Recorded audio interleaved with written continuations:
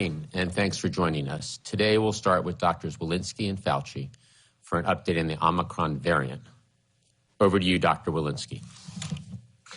Good morning. I'd like to start by walking you through today's data. The current 7-day daily average of cases is about 86,400. The 7-day average of hospital admissions is about 6,300 per day. And the 7-day average of daily deaths is at about 860 per day. I'm going to focus my comments today on the state of the Omicron variant. Around the world, we've seen cases in about 40 countries. And on Wednesday, the first confirmed case was detected in the United States in California. Since then, additional states, including Minnesota, Colorado, Hawaii, and New York, have reported cases. And we are working closely with state and local public health authorities to investigate suspect cases in other states. As I mentioned on Tuesday, we are prepared and ready to rapidly recognize the Omicron variant. The first case reported by the California and San Francisco Departments of Public Health was identified quickly through genomic sequencing conducted at the University of California, San Francisco, a laboratory that is funded by CDC using resources from the American Rescue Plan. And the sequences from the first 3 U.S. cases were confirmed at the CDC within hours after their detection by the states. The rapid turnaround in sequence analysis is an example of the importance of our investments this year to expand genomic sequencing across the country and to build a system that is prepared to swiftly respond to new and emerging COVID variants. Once these cases were identified, CDC staff began working with state and local public health authorities to do contact tracing and investigation. Across the country, public health departments are looking at sequence data, at travel histories and epidemiologic indicators, at diagnostic data to identify possible cases of Omicron. CDC will continue our robust collaborations with state and local public health authorities to identify cases as they emerge, to support contact tracing of those newly diagnosed cases of Omicron, to encourage post-arrival testing of international travelers, and to assist with all implementation of prevention strategies. We are equipped and prepared to fight the Omicron variant head on. We're actively taking steps to stay ahead of Omicron. Yesterday, CDC issued a health advisory through our Health Alert Network to provide recommendations to public health departments and jurisdictions, laboratories, healthcare providers, and the public in light of the new Omicron variant and what actions are needed now, including testing protocols and guidance for case investigations. Notably, we are urging providers to get all eligible Americans boosted right away. Additionally, CDC is providing support to enhance and streamline genomic sequencing nationally and is expanding surveillance of international travelers. Our CDC laboratories are working in collaboration with public health and academic partners and across agencies to understand the science of this new variant, assessing its susceptibility to therapeutics and vaccines. We are continuously monitoring vaccine effectiveness in our real-world surveillance studies and publicly reporting those data. And we are doing an in-depth investigation of the first initial cases of Omicron so that we can understand transmission and severity of Omicron disease. I know that the news is focused on Omicron, but we should remember that 99.9% of cases in the country right now are from the Delta variant. Delta continues to drive cases across the country, especially in those who are unvaccinated. So here's what's important to know. Our recommendations for protecting against COVID remain the same, regardless of the variant. Our best protection against COVID-19 is our proven layered prevention strategies.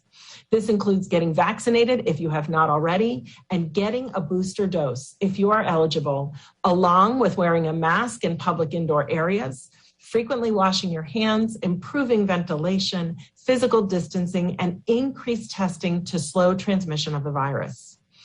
I want to take a moment to emphasize the importance of staying vigilant. There is still a lot to learn about Omicron, and we will be transparent and share the updated science with you as soon as it becomes available. As you have heard me say earlier this week, we are in a far better position now than we were at this time last year.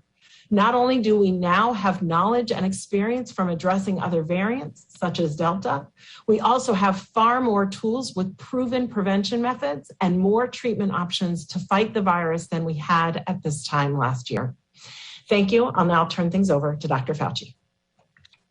Thank you very much, Dr. Walensky. What I'd like to do now is to spend a short amount of time on discussing the potential role of our boosting in addressing the Omicron variant. Okay, I can have the first slide, please. Just to orient people, well, we always talk about spike proteins and variants. On the left-hand part of the slide is the spike protein of the Delta, and on the right is the Omicron. You see those red numbers and letters on the left with Delta, and the thing that is striking right off is the fact that those represent amino acid substitutions as a result of mutations. And notice how many more there are on the Omicron side.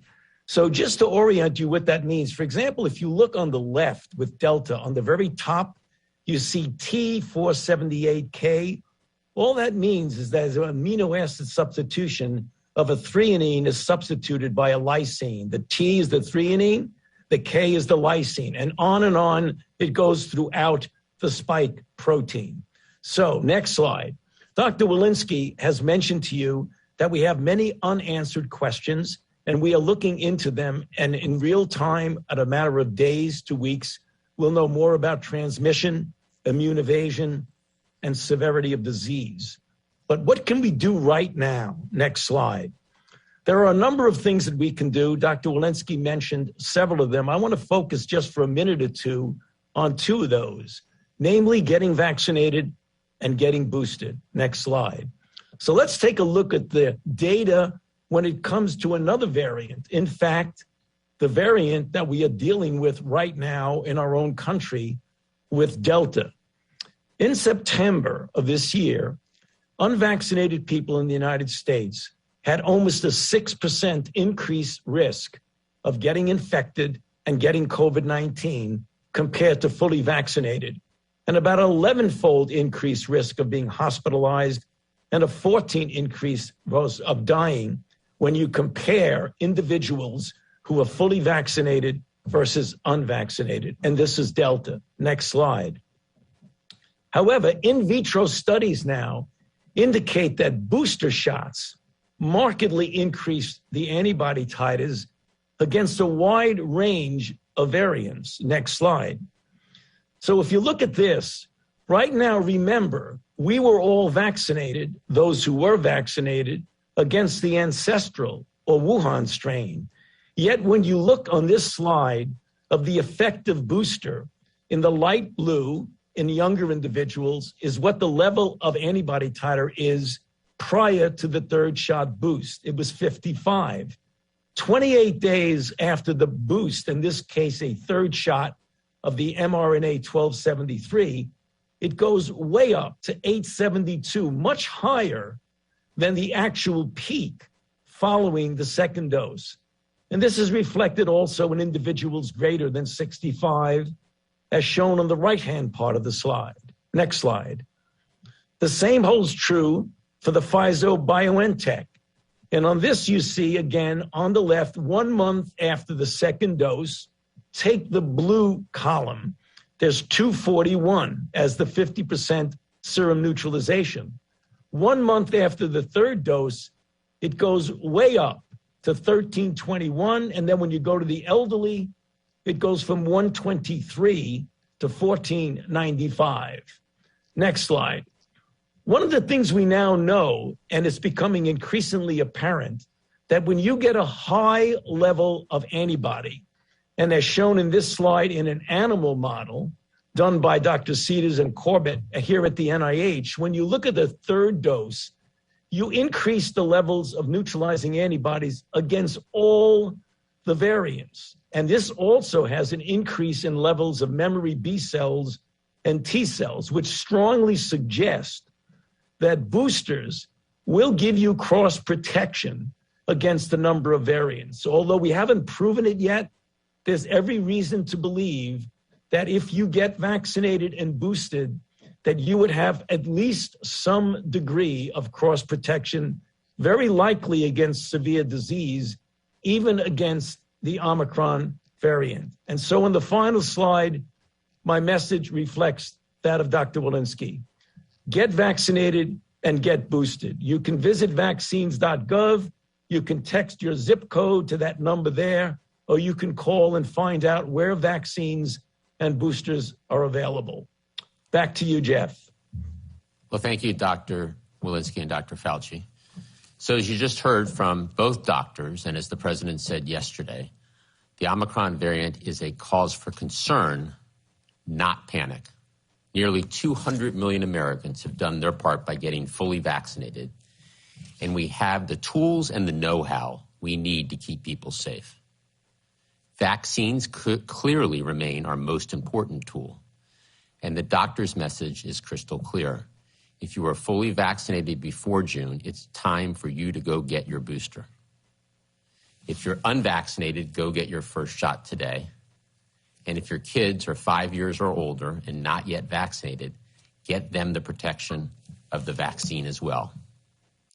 Join your fellow Americans who are rolling up their sleeves.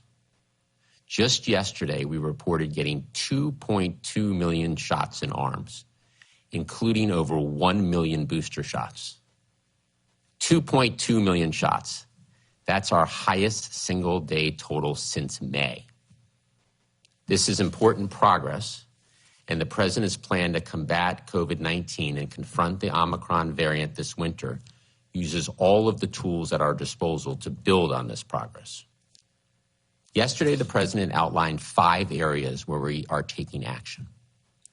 First, getting the roughly 100 million eligible Americans their booster shots. Second, helping more parents vaccinate their kids and keeping our schools open. Third, making at-home tests free to Americans. Fourth, increasing surge response teams to support communities with rising cases. And fifth, accelerating our efforts to vaccinate the rest of the world and strengthening travel rules for people coming into the United States. The president's plan is robust.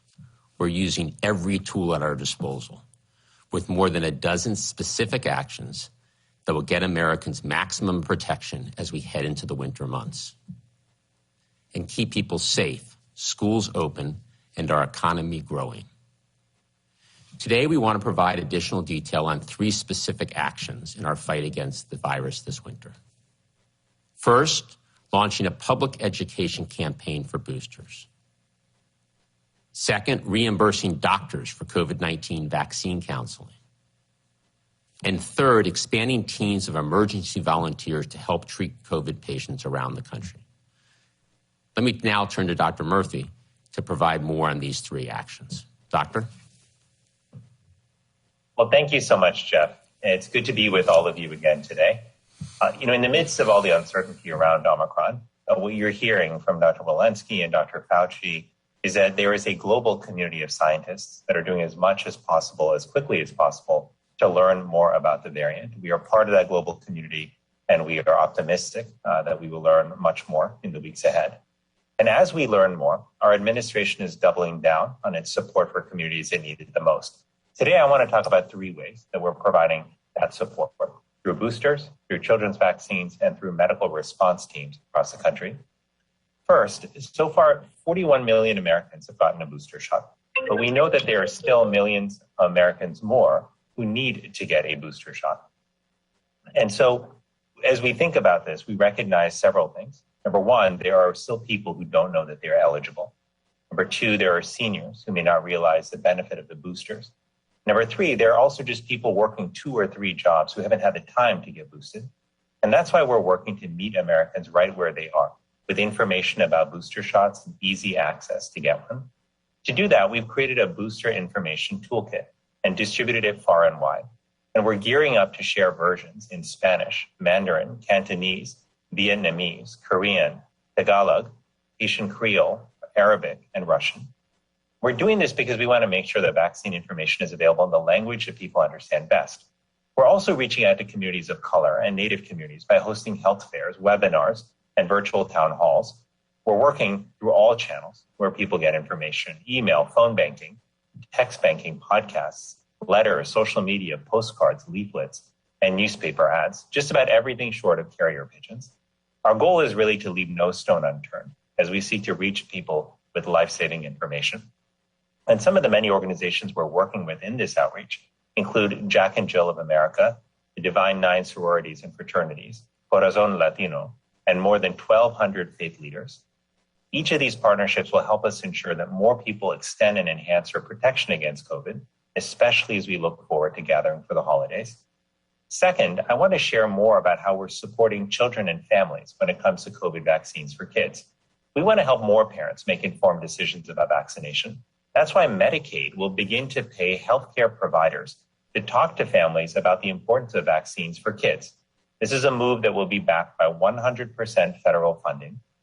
Now, Medicaid and the Children's Health Insurance Program provide insurance coverage to over 40% of all children in the United States. And they're a significant source of healthcare for children of color.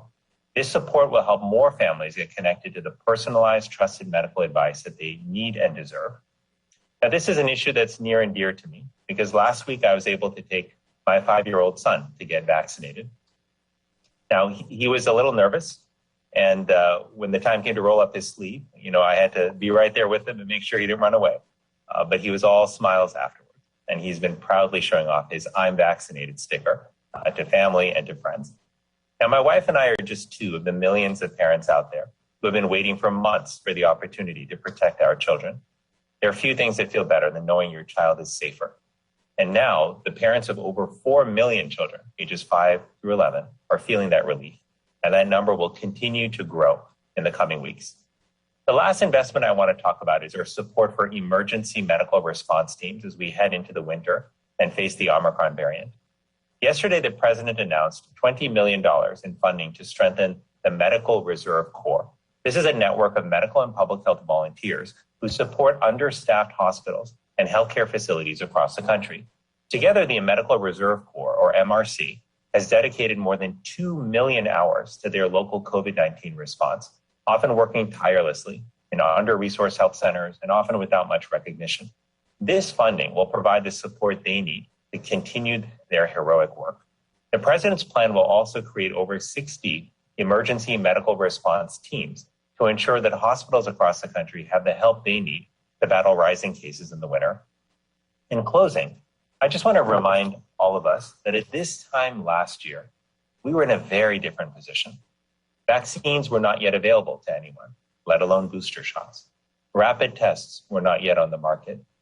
As a father, I was worried about the health of my children. And as a son, I was worried about my parents. I did not know when they'd be able to get vaccinated against COVID. So I remain immensely encouraged by the extraordinary strides that we made in the past year. Yes, Omicron is concerning, and yes, we're still working toward better understanding it. But there is enough progress behind us to feel both cautious and hopeful. We are on the right track, and we're learning more about how to stay on the right track. Thanks for your time, and I'll turn it back to you, Jeff. Thanks, Doctor. Before we open up for questions, let me briefly touch on our efforts to vaccinate the rest of the world. The president has been clear from the start. To protect the American people and our economy, we must defeat the virus everywhere. That means we must ensure the rest of the world gets vaccinated. It's in our self-interest, and it's our moral obligation. And under President Biden's leadership, the United States is leading the way. We've committed to donate 1.2 billion doses to the world. For context, that means for every one shot the Biden administration has administered here in the U.S. to vaccinate Americans, we're donating about 3 doses to people around the world. Already, we have shipped, for free, with no strings attached, 291 million doses to 110 different countries. That's more vaccines donated and shipped by the United States than all other countries in the world combined. Yesterday, the president announced we're accelerating the delivery of more vaccines around the globe, 200 million doses in the next 100 days. And just today, we are shipping 11 million doses. 11 million doses in one day. That's more doses shipped by the U.S. in a single day than what all but 7 other countries have delivered in total since the start of this pandemic. Of the 11 million, 9 million are shipping to Africa, bringing our total doses donated to Africa to 100 million. That's American leadership, and we are calling on the rest of the world to step up and join us. We're also continuing to work with partners around the world to turn those vaccines into vaccinations, from supporting communication campaigns to build vaccine confidence, to funding for vaccinators on the front line. We are leading the global vaccination effort.